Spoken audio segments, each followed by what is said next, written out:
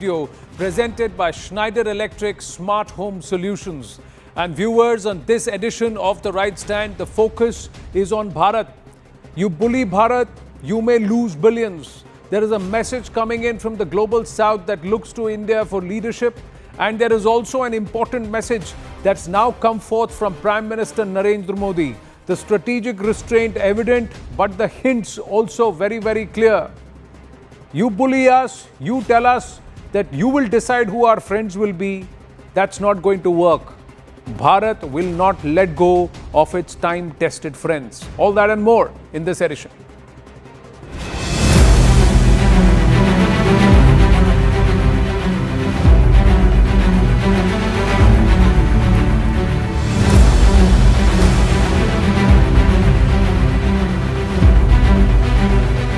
Expect increased trade negotiations, since you've announced the 50% tariff? No, not until we get it resolved.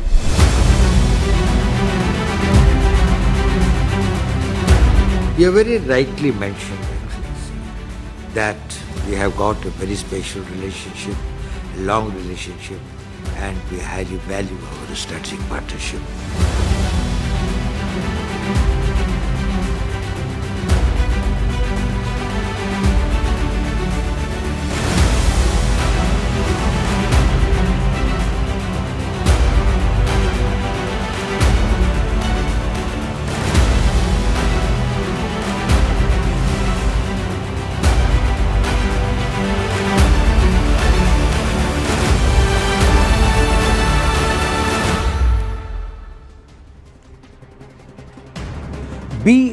BRICS, BRICS. All the nations except for South Africa have in the last 24 hours indicated solidarity, support with Bharat against President Donald Trump's approach with Bharat. Now, Brazilian President Luiz Inácio Lula da Silva has vowed to bring up US President Donald Trump's escalating tariffs at the upcoming BRICS forum, signaling a potential coordinated pushback by the emerging economies. The more President Trump tries to talk about dismantling or doing away with BRICS and chalking it down, these nations are telling Trump, you don't tell us what to do. We will perhaps consolidate, we will work together, and we will engage without you in the picture. Now, Lula da Silva has also accused Washington of adopting a quote-unquote unilateral and anti-multilateral trade approach that threatens the balance of global cooperation. The Brazilian president also plans to speak to Chinese President Xi Jinping and reach out to Prime Minister Narendra Modi as part of a broader effort to initiate a collective BRICS response to the US tariffs. Now, the only question mark so far is South Africa, but they are also expected to respond very soon. Meanwhile, National Security Advisor Ajit Doval met Russia President Vladimir Putin in Moscow on Thursday. And Ajit Doval, who arrived in Moscow on Wednesday to hold crucial talks on bilateral energy and defense ties, said earlier that President Putin will visit India later this year. And there's a confirmation that's come from Prime Minister Narendra Modi too. We'll get to that in a bit. Now, Chinese embassy spokesperson, meanwhile, in India, publicly endorsed an editorial from The Hindu that sharply criticized US and European pressure, emphasizing that Bharat's sovereignty is non-negotiable. Now, Bharat tariffs unfair and unjustified, no compromise on national interest. That's what Bharat's position is. Brazil, we don't want an emperor. Tariffs are unacceptable blackmail. China, BRICS is open and inclusive. Tariffs as coercion are unjustified. Russia, no BRICS currency to replace the US dollar. America's agenda is neo-colonial. That's what the Russians have said. Now, can the US fight Bharat-led global South? That's a big question, because this is the global South, viewers. This entire shade of red across the 5 big continents is all the global South. Can President Donald Trump really bully this grouping of emerging economies, nations that are coming together, and whom Bharat is actually working very hard to get together to make a very strong, potent voice to the world? This constitutes about 85% of the world's population. Over 6.5 billion people reside or make up the global South. Contributes 50% of global GDP. 40 trillion pounds in 2023, led by China and Bharat, holds 70% of natural resources, including cobalt and lithium. 1.2 billion mobile internet users in Africa, the continent of Africa, and Asia. Driving innovation, represents about 130 countries in global forums like the UN, WTO, accounts 40% of global trade with ASEAN and Africa markets, endures 80% of climate change impacts despite lower emissions. This is a huge, strong bloc. And the developed economies of the world, the hegemonistic tendencies of perhaps the US of A, cannot counter and withstand the consolidated might, because America's production, manufacturing, etc. is consumed by this, and this is the larger bulk. And if they get organized under Bharat's leadership, along with China and Russia, it's a very potent combination, and Brazil, of course. It's a very potent combination. Meanwhile, this is the big message coming in from Prime Minister Narendra Modi, and just a short while ago, PM Modi has posted on platform X saying, had a very good and detailed conversation with my friend President Putin. I thanked him for sharing the latest developments on Ukraine. We also reviewed the progress in our bilateral agenda and reaffirmed our commitment to further deepen the India-Russia special and privileged strategic partnership. I look forward to housing President Putin in India later this year.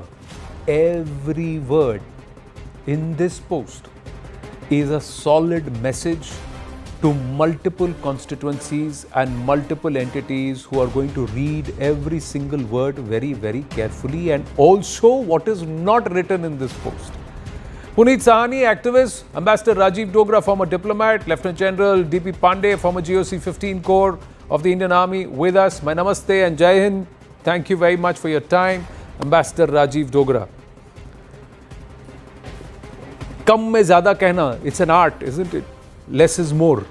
You think Prime Minister Narendra Modi has been able to do that with this post? Let's start from there and then build on. Ji. Well, as you read it out, every sentence conveyed a message, and every sentence conveyed a message to multiple audiences, especially to a person called Donald Trump, who happens to be, unfortunately, the President of the United States of America. This message also is directed towards EU, which has just signed a very humiliating tariff agreement with President Trump. And after that, everyone thought that it's all over. No one can stand up to Trump, and everyone will have to sign on the dotted line. Well, that's not happening. In fact, I read a comment in one of the British newspapers after this EU signatures, that Trump treats his allies, meaning European allies, like vassal states, and the rest of the world like dirt. Now that rest of the world has thrown dirt in Trump's face and challenged him that, look, we are not one of those vassal states that belong to Europe. We have a sovereignty of our own, and we are now getting together so that we can face up to the reality that the world has changed. And I think this is the beginning of a strong message to Trump. And I think South Africa, which you mentioned in your initial comments very rightly, has not come out so far in support of India. It will do so very soon, because South African president was insulted hugely when he went on a state visit to USA, and Trump left no word unsaid in insulting him, especially about the so-called graves of white people, which was a fake news because it happened in another country, not in South Africa. So I think the tide has turned, times are changing, and slowly but surely the global South is getting its act together. Yeah, but we keep hearing it now. Moment if there is some perhaps thaw in these frosty equations, and if Trump comes down on his tantrum, there is some agreement that happens, General Pandey. Then do we go back to the normal? Just about 2 months ago, we were distancing us away from China. Now, end of the month for the SCO, Prime Minister Modi is going to go. This whole bonhomie with Russia has always existed. It's not that Russia has not helped. It's been always been not a fair weather friend, an all weather friend. So how does this mean? Or is this just also perhaps indicating to Donald Trump, that President Trump, that your administration, your deep state and your think tanks are all aligned differently? It's your whims and fancies from the White House which we will not succumb to.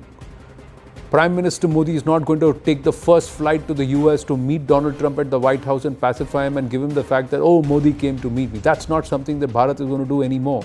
But that will also come at a particular price. We'll have to be able to take a few punches on our chin to ensure that the enemy also backs down.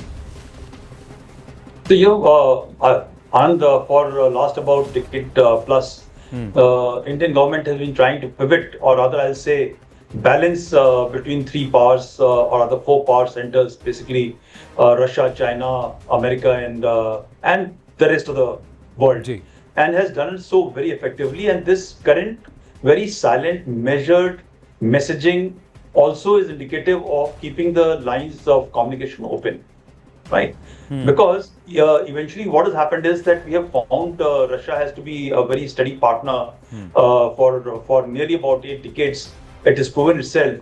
But the American system, which I have been teaching to my students in War College, was about national interest come first and we need to learn from America. Is actually being tested today to a great extent. But I just want to add 3 words. Tantrum throwing Trump, triple T, right? He has been shaking up his own country.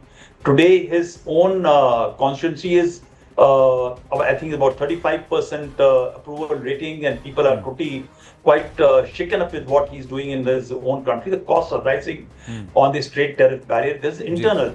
Second, I think His Excellency Dograji has already highlighted the issue of the South African president, and imagine Zelensky, the kind of schooling these people got right in front in the open house, open media.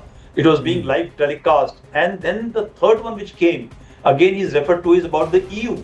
The schooling which EU has got for the NATO, they're saying the way he came, very, very pompous, and he came and talked to them about raising the defense expenditure, and thereafter he walked off. And something what is looking out to is that this gentleman, Trump, is trying to become a royalty when he says messaging. And you just quoted the 2 messages, a measured message of our Prime Minister, which is statesman-like, and the tweets which come out from the Trump handle almost every minute like a Twitter warrior, which is something very... So, I think our government understands that this is a passing phase. We need to adapt and manage this current situation. It will be quite futile and fragile to actually take it head on by the messaging which has come out. But yes, the keeping the channels open all over the world is not so easy, but that is what the current government's saying. I was for very long a very good, great proponent of engaging with America, but this current administration has actually shown its true color. So I think in the long run, this exposure is going to benefit us a lot and the rest of the world, because this whole global system, open no tariff concept, which was propagated by the Americans in the Western countries, and also through WTO, there should be no tariff. You should not give subsidies to your own farmers. While they were subsidizing, they continue to subsidize very heavily their own farmers. This is now in the social media domain, cannot be hidden. And everybody is talking about it. And I think the rallying of the country behind the current government, not only ours, but the rest of the world, is going to compel a certain degree of change of behavior either in the deep state or in Trump administration, whosoever is actually managing. One is not very sure who's handling whom. Actually, the deep state controlled Trump, or Trump is trying to manage the deep state. There is a challenge which is happening in their own country. need Right. to wait and watch. Right. I'm just going to check with our research team to just pull out what America has said at the WTO about tariffs in the past. You're saying that it's doing rounds on social media. I'm just give us viewers about 5, 7, 10 minutes. We'll put that out during the course of this conversation. But who are these people, Puneet Sahni? Who are these advisors with President Trump? जो वो हिंदी में कहते हैं ना कान भर रहे हैं. Are there certain elements around him who have surrounded him suddenly, because there is a big shift in his tone vis-a-vis Bharat in the last 2 months? So, Anand, actually, I think I will disagree a little bit with you and the other, but one thing I think we can all agree is Trump is pretty much his own person. And what I will give you an extra perspective is because I live in New York. So in New York, he has a New Yorker way of negotiating. And if you read his book, which is basically Art of the Deal, this is what he says. There is a method to the madness. So for example, he makes an outrageous claim. And then he will pressure you. And then he will get a bit more and then he will praise you to the skies. This is what he actually does. But I think, like, for example, Russia is our ally and has been a partner, and we have to preserve that relationship. Right. But I completely disagree that, China, which is our biggest enemy, that we can somehow join and do America. You have to see it in protest. So you see, where Trump, he has been for 10 years. When, he came to US on Republic Day, and, they did this, Shaheen Bagh was happening and they did riots in Delhi. You see how measured his statement was. And when the other administration came, all this Kisan Andolan and all this nonsense, that started in the Biden administration. Even when he was 4 years out of the power, if you listen to it, what they are saying, he was insulting Zelensky, it's all right. But Trump actually means it. He has no respect for Zelensky. Actually, if you listen to his interviews in this 4 years, which I've been doing because I live in America and I was trying to follow politics, if there is one leader across the world that he actually respects genuinely, it's Modi. And it's not Puneet Sahni saying it. You just do an analysis of what, because this is a question he's often asked, okay, which is the world leader that you actually respect? And he says Modi is a good person and he's able. So, he's trying to negotiate in his American New Yorker way. But if you look at the 10 years, he has been an ally. For example, it was a lot of support from the Trump government that we put Pakistan on the FATF list. And when he was out of the power, Pakistan was taken out of that list. And the person and the country that was trying to stop Pakistan to go on the list and was pushing to get out of the list was China. So to assume that we will make some kind of alliance with China is completely nonsense. So we are living in a very dangerous neighborhood, and Pakistan and China are enemies. Russia is our ally. America, we actually share most values with, whatever administration comes and goes. And we have to balance all this, and this is part of geopolitics. True. This is my perspective. No, nobody is here. I think none of our viewers or anybody in the panel has any doubt about the fact that China is an adversary and will always remain an adversary. But the fact is that we have to figure out an equation where the world today is dependent. The Chinese hegemony is such, or its trade network the way it is, that we are dependent on a lot of staples. We have reduced the number of products in terms of the spread of products, but the volume of the limited number of products that we import for our own growth story, it is critical. So there is no way that you cannot engage with China, but you've got to always be on guard. So that's how the current equation is. Ambassador Rajiv Dogra, please correct me if I'm wrong, and let's take this conversation forward from where Puneet has said it, that Donald Trump may have said a lot of things in the recent past, but he's never been personal with Prime Minister Modi. He's never taken a personal jibe. The other thing is that Bharat and PM Modi have also never said anything personally against Donald Trump. So is this also a part of the deal, art of the deal? Because in the fine print of that executive order that set this whole ball rolling, Section 2, Section 3, he says you still have 21 days before it kicks in. That is 2 days after the US delegation lands in Bharat. And there is an outlining this one till the 17th of September in critical things. And he also said whatever has been agreed on a reciprocal basis on the 2nd of April 2025 falls outside the ambit of this ad valorem duty. Well, that's the mafia style. New York is full of mafia.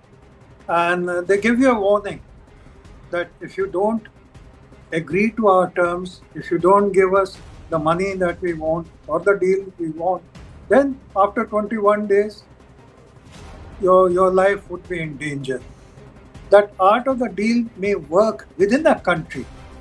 And quite often, Trump's art of the deal has not worked. Otherwise, he wouldn't have gone bankrupt so many times. The bigger thing is that this is not how nations behave, especially in modern age and times. Nations behave with dignity.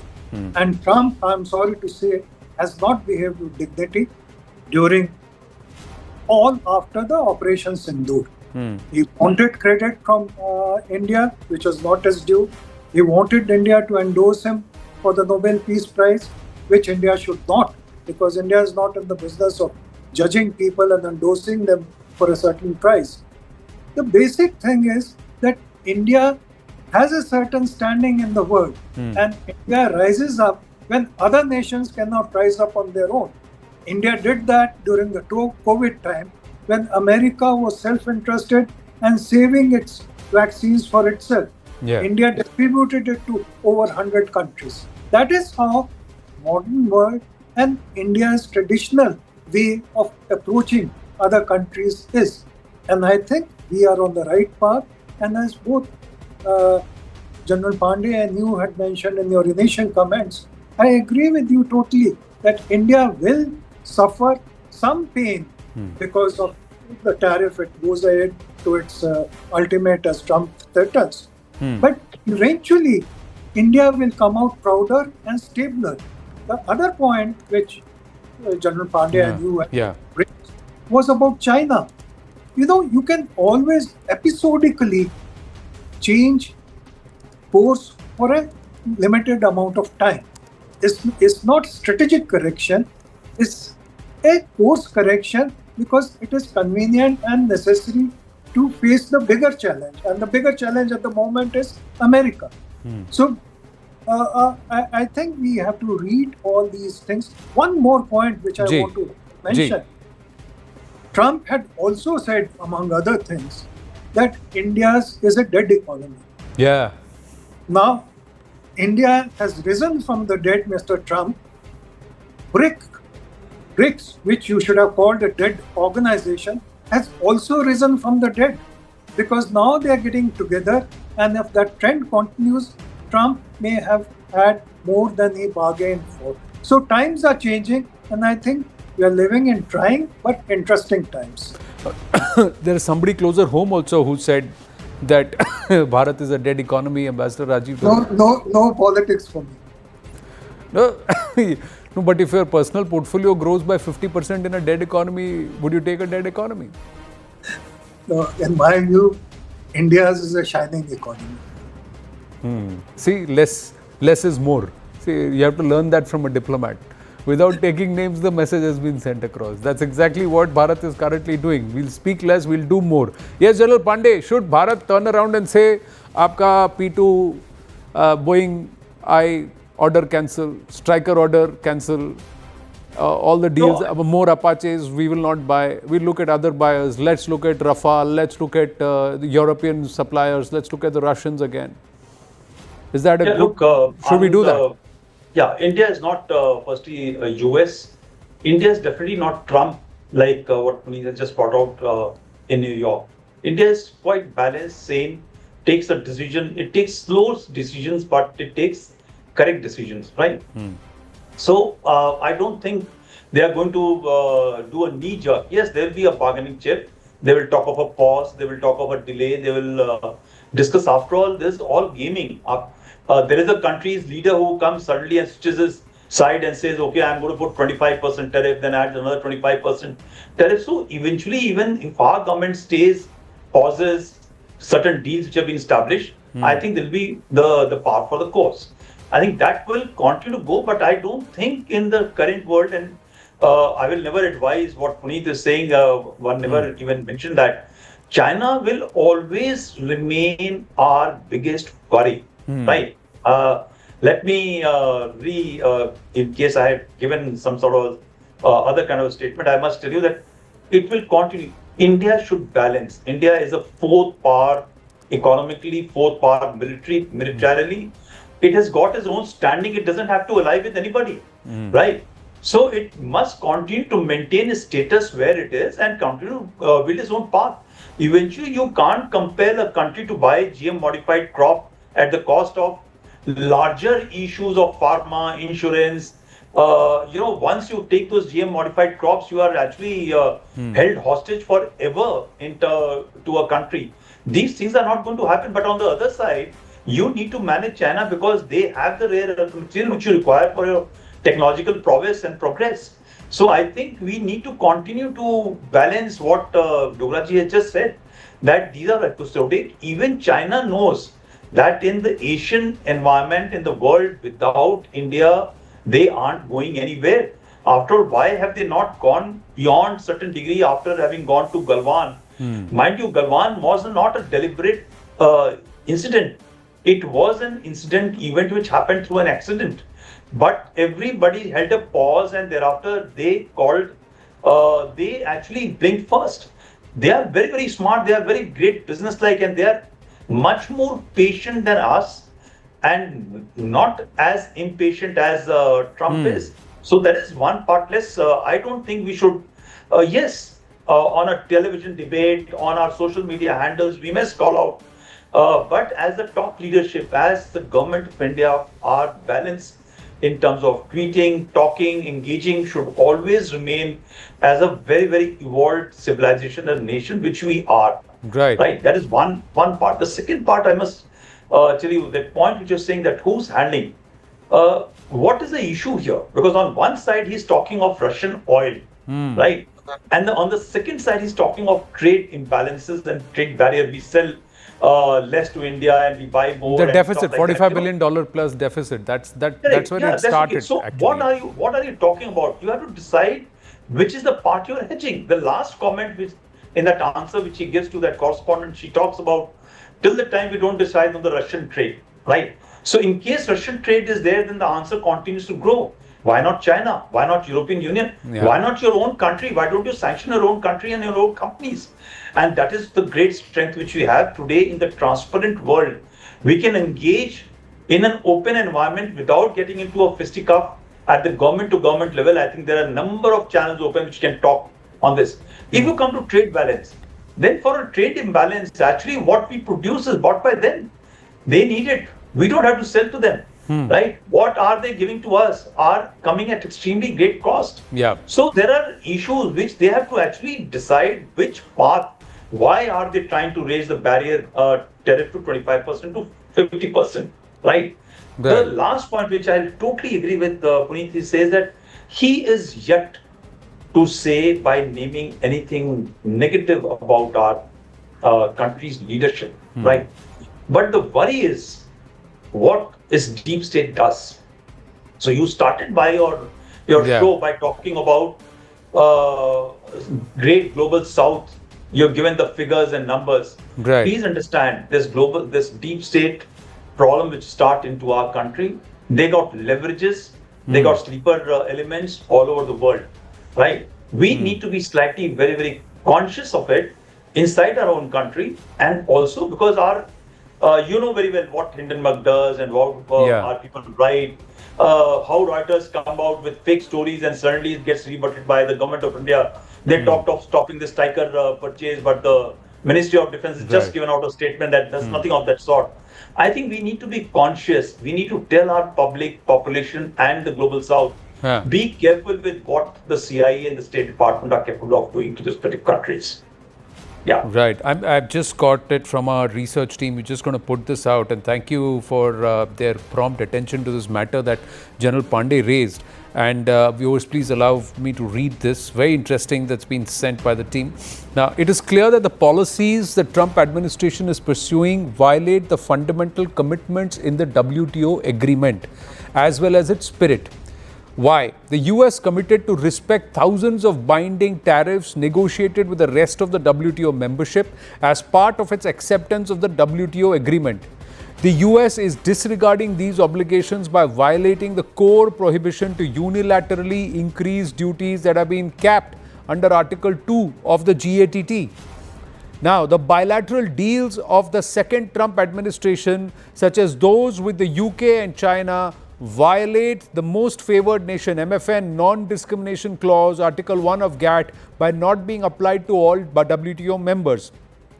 The other part, the bilateral deals also defy the quintessential purpose of the WTO, promoting multilateral negotiations which can be carried out either on a product by product basis or on a more global scale. This is Article 28, Part B.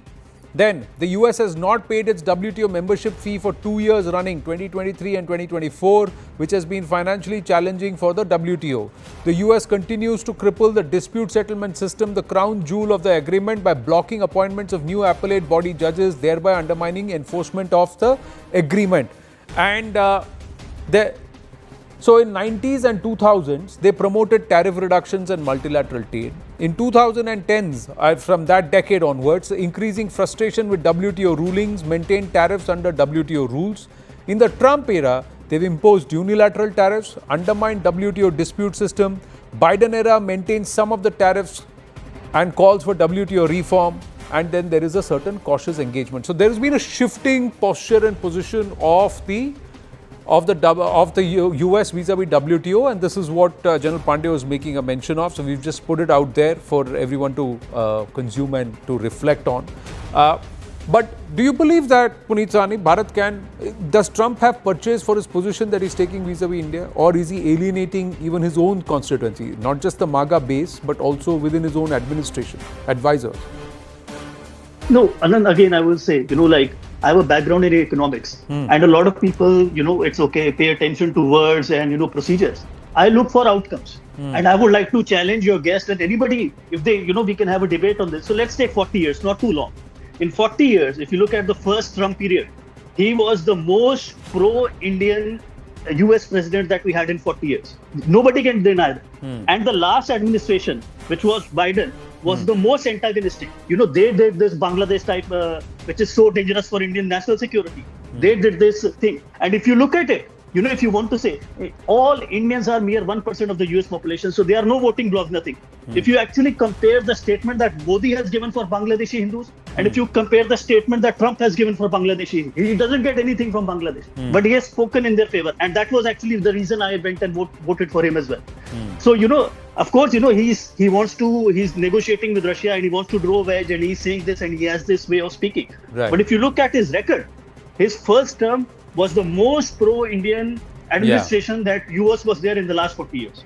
That is my case. But that's in the first term. Second term has something changed. Yes, General Pandey wanted to say something. And we'll move forward towards. You see, we totally agree what you're saying. We're nowhere, I think, Dograji, and we have said about his first Trump, and he's been great. And the leadership, the bonhomie he and Modi have shared has been fantabulous. Nobody's talking about it. But what Dograji has very clearly highlighted, there's some shift which has happened. Today you are willing to have lunch with a terrorist state leader. It may be to maybe push us to a corner. You are getting the chap back again, the guy who's actually leading the terror network in our country. There is a pivoting away and making such statements. Please understand that New York, when you sell to New York a great body language, a mafioso style of working is great. We also love to watch the movies and we understand the way the Americans behave and conduct themselves. But unfortunately, when you talk to a leadership of 1.4 billion population, you look at it, you're pushing somebody to a corner. Right. And if he gives space, he will be trashed. Modi and his government will be trashed in case they accept even 24% of tariff. Today, within our country, every economist, inside our country and outside our country, every political party, including his own people, are going to push him to a corner and shame him that you have kneel-keeled in front of Trump. Right. And when he's standing in face, so there are issues when you come out gun blazing into the bad rest of the world environment. People also come out with their protection gears and they keep quiet and silent and they engage. That is what one is saying. Right. That today the government of India, somebody is very, very sane advising them. And I'm sure it is people like Dograji who are sitting and telling them, bide your time. ये समय भी गुजर जाएगा. हमारी civilization बहुत लंबी चौड़ी है. 5,000 साल की है. They are 200-year-old country. They got their spurts and hormonal experts will survive. Okay, see, I don't have either economics expertise or geopolitics and strategic expertise like our panelists. But viewers, I'm just trying to put another thought process here. See, when Sachin Tendulkar was tested initially by Abdul Qadir and then by Glenn McGrath, he came out and showed his mettle. What did it do? The likes of Qadir and McGrath and Waqar Younis elevated a 16-year-old stature as a world-class player. When a Mitchell comes out and Mitchell Stark comes out and tests a Virat Kohli, and a Virat Kohli comes out shining, or when you have a Shubman Gill scoring 100 against perhaps the most potent bowling attacks in the world, what does that do? It just elevates the stature of a player from a nobody to a somebody. Ambassador Rajiv Dogra, is Trump doing that for Bharat? Is that what Trump is doing for us? And it's how we bat this out that's going to elevate our stature globally as a nation, as a leadership, as an entity. In fact, it's very interesting, the example you've given of the cricket world. Yes, indeed, BRICS, which I mentioned earlier also, was considered a dying organization. Yeah. SCO, there were doubts whether our Prime Minister will go to China. I mean, there were doubts in the media, not doubts in the government circles. So now what Trump has done is to electrify these bodies and also to instill certain confidence in them that together, if we stand, we can be a force to reckon with and a force for the benefit of the global South. Right. The other thing which strikes me is that during the first term, Trump had a lot of contracts in India for Trump Towers. So there was a personal element to it which we tend to forget. And second, there's a lot of things which go on behind the scenes which are not available to the public, which really tell you where the waters really lie. And the waters were not very smooth even during Trump's first term. He was not very keen to come to Ahmedabad, for example, till the very last moment, till his daughter told him that we have a Trump Tower deal in the offing. That is what moved him. So I think we should be careful with our assessments, whether it is on economics or geopolitics, as you put it. But let me also add, because there's been a lot of talk about his advisors. Right. Trump cannot be told by anyone that he's not wearing clothes. So he's like that emperor. But, and if he's told that he's not wearing clothes, there'll be some other comments which I don't want to comment on. But as far as his advisors are concerned, my personal reading or feeling is that both Mr. Vance, the Vice President, and Marco Rubio, Secretary of State, they are as good as any of their predecessors. And I think it is out of their practical sense that they are not able to tell him show him the mirror. Because Trump, if he gets annoyed, and it has happened recently with the person who said employment figures are not good, and he's after that fine officer who's heading the Central Bank of America. So they know that he's a very temperamental man and better to err on the side of caution and put in a word occasionally. Right. Now, it took a Kautilya to school and mentor and shape Hati Chandragupta. So, we'll have to wait and watch how this turns around. Anyways, enough of these metaphorical suggestions. I have to move on. There is another subject matter and we'll shift focus, viewers. We'll see how this pans out. But Bharat's position is clear. We're not letting go of our friends. We're not letting go of the path that we as a nation have undertaken. It may come at a temporary cost or perhaps setbacks. That's all right. But the interest of the nation will not be compromised. Certainly not under the leadership of this person on the screen, Prime Minister Narendra Modi. That's the single most promise and focus that the Prime Minister has had, and he's walked this talk over the last 12 years of his tenure. Now, let's move on here. Shots were fired at comedian Kapil Sharma's cafe in Canada's Surrey for the second time this month. Two gangs, Gurpreet Singh alias Goldie Dhillon and Lawrence Bishnoi, in posts on social media claimed responsibility for the attack. At least 25 gunshots were heard in the purported video of the attack that surfaced on social media. A voice was also heard saying in the video amid crack of the gunshots, "We had called the target, but he didn't hear the ring, so we had to take action. If he still doesn't hear the ring, the next action will be taken soon in Mumbai." Listen to this audio. Hari boxer Lawrence Bishnoi gang से ये जो कपिल शर्मा पे पहले और अब ये जो firing हुई है, ये इसलिए हुई है, इसने सलमान खान को उद्घाटन पे बुलाया था नेटफ्लिक्स के शो पे, और अगली बार जो भी डायरेक्टर, प्रोड्यूसर, कलाकार, इनको सारों को वार्निंग नहीं देंगे, अब सीधी AK-47 ही चलेगी इनकी छाती पे। और मुंबई में ये वार्निंग है सभी को, छोटे मोटे कलाकारों को, छोटे मोटे प्रोड्यूसरों को, सभी को। अब हम मुंबई का माहौल इतना खराब कर देंगे कि तुम लोगों ने सोचा भी नहीं होगा तुम्हारी जिंदगी में, ठीक है। अगर इसके साथ किसी ने भी काम किया, चाहे कोई छोटा मोटा कलाकार हो, छोटा मोटा डायरेक्टर, प्रोड्यूसर हो, हम किसी को भी नहीं छोड़ेंगे, हम मार देंगे उसको। किसी भी हद तक जाना पड़ेगा हमारे को उसको मारने के लिए, हम उसको मार देंगे, ठीक है। अगर सलमान खान के साथ किसी ने काम किया तो वो खुद की मौत का जिम्मेदार खुद होगा। जय श्री राम, जय बलकारी। Now, CNN News 18 doesn't vouch for this audio, but this is an open threat and it is about linking Kapil Sharma and his closeness, proximity to Salman Khan.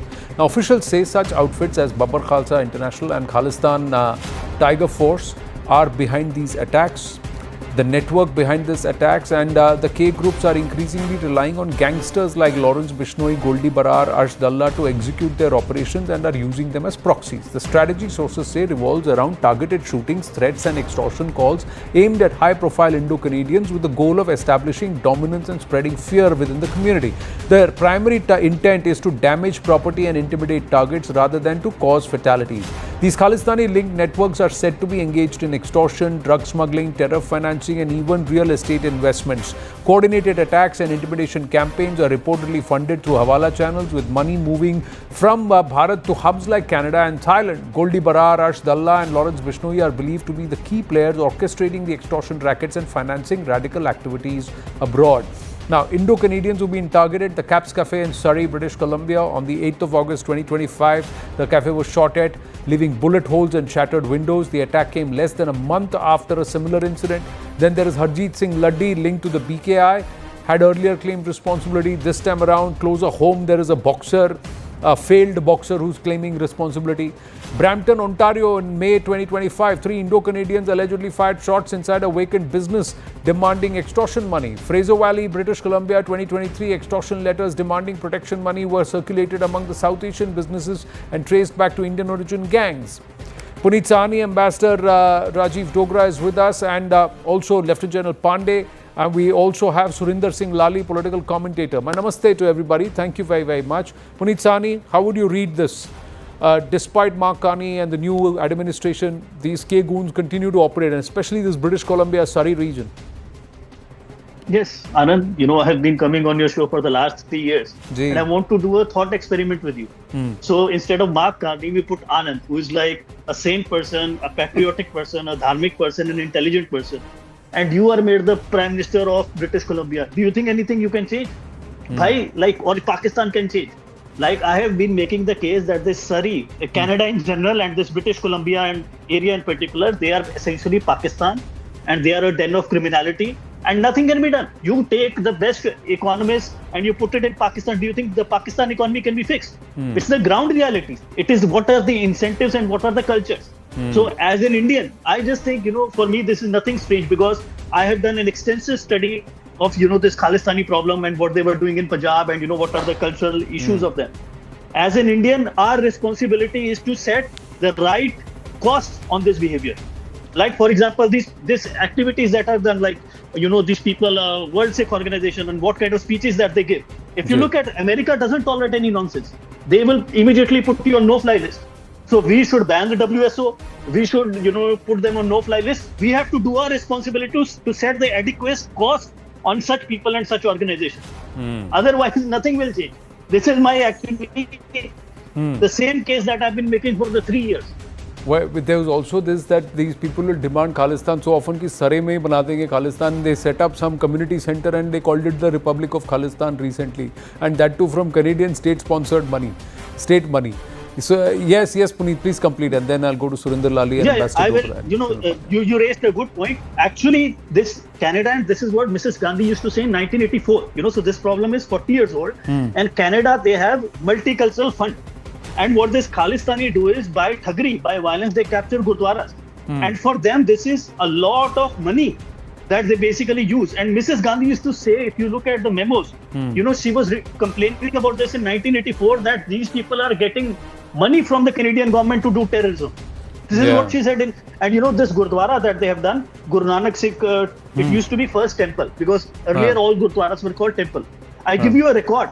In 1993, if I'm not wrong, or 97, I will give you the clip. I will put on my Twitter profile.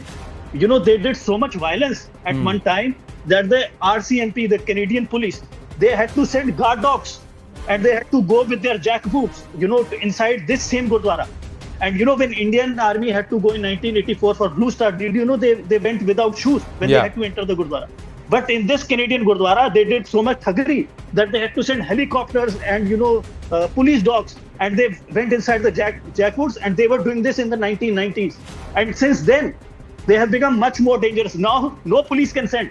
They can send their dogs inside the police station, but the police station cannot send their dogs because they are essentially the state. No, that it's a sad state of affairs. But Surinder Lali, is there a way out of this? Because there are intel inputs that also say that there could be more such attacks, and there could be some of it happening even on home soil. Extremist groups operating in major diaspora hubs across the West, and there could be more.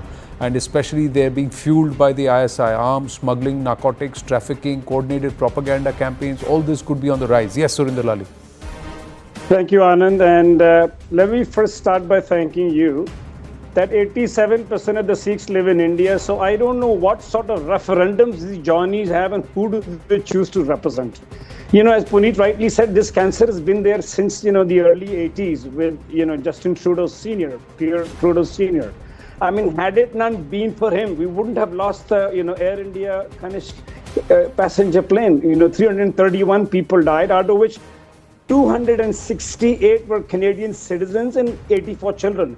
But the irony, or shall we call it the Freudian slip, was that the head of the state from Canada calls the Indian head of the state and expresses condolence. I mean, little did he realize that 268 people were Canadians, number one. And number two, you know, this rot has gotten really, really deep into the Mounties, or you name it, the Peel police.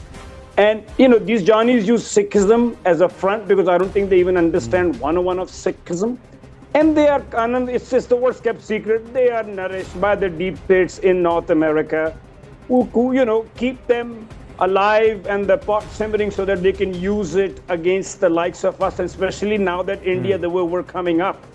And not to mention the mercurial, mercantilist, megalomaniac monarch called Donald Trump that we had, which we were just discussing in the last debate. I mean, these are people. I mean, how can Pannu get away with the way he is? You look at the way. No, not just that. There is not a single stutter uttering Ambassador Dogra on Sukhi Chahal being poisoned, reportedly. A steadfast nationalist who did so much of work for Bharat in the United States, he's dead. And the American agencies have got nothing to say, but they were rolling over and you know, sweating, and look at the kind of blood pressure that went up when it happened with someone like a terrorist like Gurpatwant Pannu. Isn't this evident? What's happening here? No, exactly. I mean, unless there's state protection, such things cannot take place. Especially when Trump is against all the illegal activities, as he says. That's why he's sending out illegal immigrants. That's why he's after the so-called drug mafia and so on. Yet, when it concerns India's interests, they turn their face the other way. But since Pakistan had been mentioned a number of times, let me also, that nothing can be done against these people and so on. Let me give you an example, and this is a first-person account that I've heard. When Dawood Ibrahim shifted to Karachi after the Bombay attacks, he started his operations there. The SP of Karachi, the Clifton district where he had his house, came to him and he said, "Look here, this is not Bombay, this is Karachi. You start that operation again and I'll have your neck chopped." Dawood Ibrahim has not done it ever since. He has his operations all over the world, but not in Karachi. Can you imagine an American church in some part of Canada being attacked like this? Or an American-owned restaurant being attacked like this and Canada not doing anything? Right. So obviously, there is connivance at certain level in that government and in that state. That is why all this is happening. Right. So I think Canada needs to get its act together. Otherwise, as Mr. Lali said, it's going to haunt them big time. General Pandey. Yeah, so actually, I'd like to just go back. Pakistan got created in 1947. The trouble on Khalistan started somewhere about 70s and 80s. Now just look back, why did it start? The orientation of the deep state of the American strategic community commenced pivoting towards Indian environment once this partition took place, and their hegemonistic tendency started coming up because they were becoming too powerful then. And they realized one thing, that India is not going to change from the socialist behavior which are pursuing, looking after their own people and all, and they are not going to be, they'll be a NAM country. You know, that is what NAM, and today we call it a broader term as strategic autonomy concept. So having realized this, and if you look at how the CIA and the deep state operates, we just talked about in the previous segment as well, that they need to have leverages all across, and these leverages are put to use whenever a country's government doesn't play according to the rule, right? So this element, and time and again we only blame the Pakistanis, but please again I'll repeat at the cost of reputation, is that Pakistan is also a proxy state of America or China based on whosoever pays at that point of time more money and more power to them. Right. So eventually, while this whole business is being run from here, the issue of GB, issue of Kashmir, issue of Khalistan has emanated from Pakistan but has got levers beyond somewhere else. The second part is about Canada, and I think both your eminent guests have already, all three of them have articled pretty well. Right. That you imagine if this had happened in our country, a Canadian restaurant or an American restaurant, somebody goes and fires outside a Starbucks, right, today in our country. You imagine, we will be talking, bloodshed will be on our media channels, that how we are trying to push back the American interest and stuff like this. There is not even a blip on what has happened, even in our country, by the way, right? This firing took place in Kapil Sharma's, this is the second time. Not much of a narrative has been talked of or shaped up. The last part I just want to conclude by saying is that look at the trouble they have landed up, the Canadians, and which Lalaji has very well articulated. One is they're all criminal gangs, right? Then they give a cover of religious this thing, and that is how it happens, right? It go to any religion. It is only the goons who start wearing the religious color. But then you add drugs, then you add illegal immigration and migration. Right. Everything has got money, right? And that is how. And let's say tomorrow we tell, okay, we are going to give you a piece of land, let's say in Pakistan. Are you going to come back to this place? Nobody is going to come back from Canada. Not just that, sir, वो जितना वहाँ बैठेंगे उतना ही वहीं बना लेंगे, and they have no clout, and they don't even know. They don't even know what the Khalistan flag, what the flag of Raja Ranjit Singh is, what the symbols are, and what was the actual Punjab. They don't know all of that. Have run out of time. Thank you to all our panelists. We'll continue this conversation, and we will highlight these issues far more here on The Right Stand and on CNN News 18. Thank you. Namaste.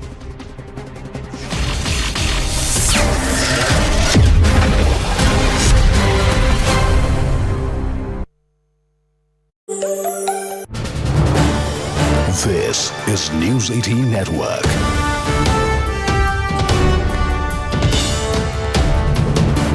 India's largest news network. Although the supply chains are not easy to break, it will take some time, but finally, this will have an impact of quite substantial amounts on the job creation and other things. And that's what we were expecting in terms of going forward with this kind of bilaterals. And we were hoping that the bilaterals with US goes better than other countries. But currently, we are in a situation which is slightly difficult. I'm sure our our government will resolve it in some ways with US, which is win-win for both. What would be a win-win? What would be a win-win situation for the stock markets? Let me ask you that directly. And also, foreign institution investors often react swiftly in scenarios like this when there is the expectation of a trade shock. Are you seeing net FII outflows intensify since the tariff announcement? And how might this impact NSE liquidity and depth in the near term? In fact, the FIIs have, or what we call now FPIs, have been particularly sanguine about Indian markets. The outflow post announcement, even from March, April onwards, has not been that great. And that's what is also surprised, but also the fact that US dollar itself is losing value. It's almost gone down by 10% compared to the other markets. And people feel that the first quarter of US after the announcement of tariffs was actually about the inventory being sold, the old inventories being sort of capped and sold.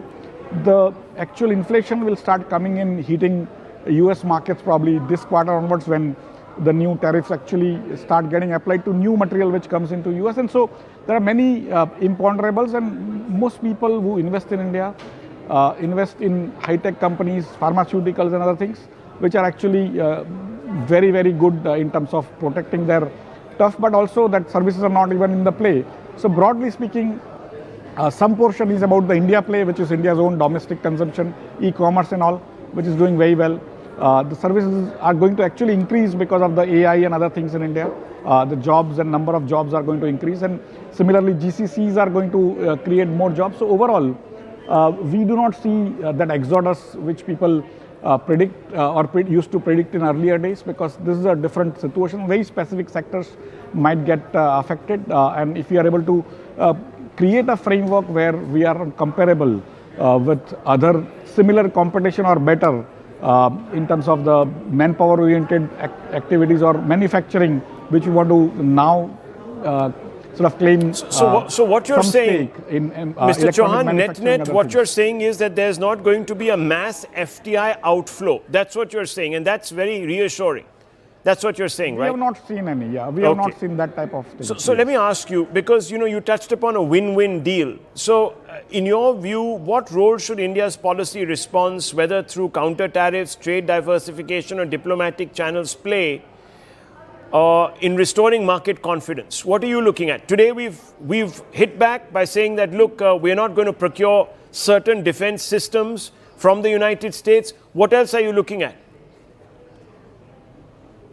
For me, those are transactional issues, and US is negotiating on transaction basis rather than relationship basis, and we have to deal with that attitude, that way of doing things, that framework of US, which was literally the ruler of the world, unipolar ruler, is now coming under multipolar framework, and they are feeling some sort of a threat in their hegemony, if you say.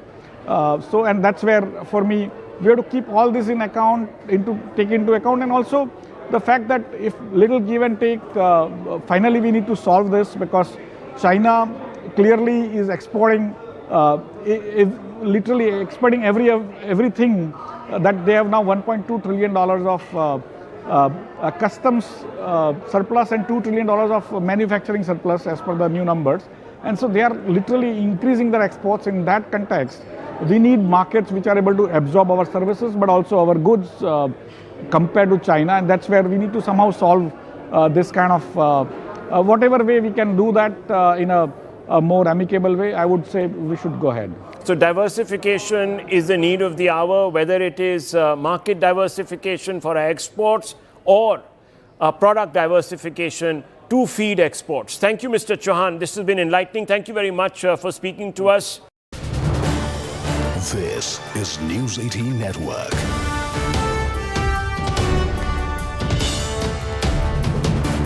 India's largest news network.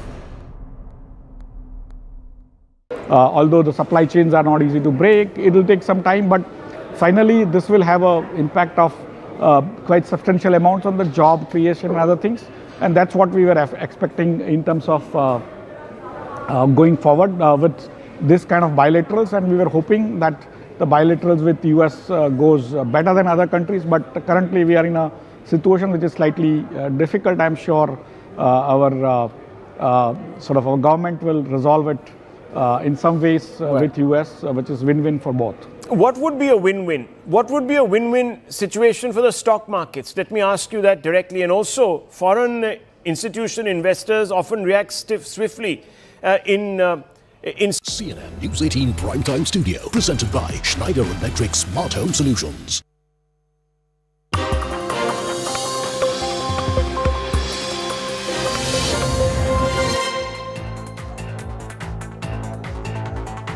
Good evening, you're watching CNN News 18. This is Brass Tacks with me, Poonam Burde, and we're coming to you live from the CNN News 18 Primetime Studio, presented by Schneider Electric Smart Home Solutions.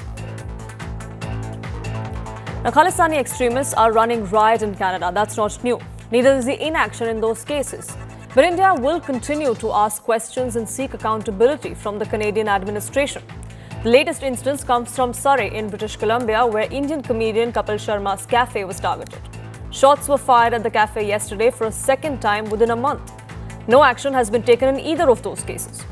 As outrage over that attack grew, Khalistani-linked groups claimed responsibility for the attack. There was a Molotov cocktail that was found there as well.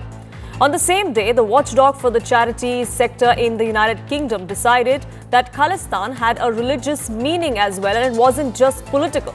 Not all posters and banners with Khalistan on them were meant to promote separatism or call for a political state, is what this charity watchdog went on to say. So let's dig deeper as to what's transpiring both in the United Kingdom and in Canada. Now, in Canada, a string of recent attacks targeting Indo-Canadian individuals and businesses has drawn renewed attention to this growing nexus between these pro-Khalistani extremist groups and organized crime syndicates. Here's what intelligence sources have revealed to CNN News 18.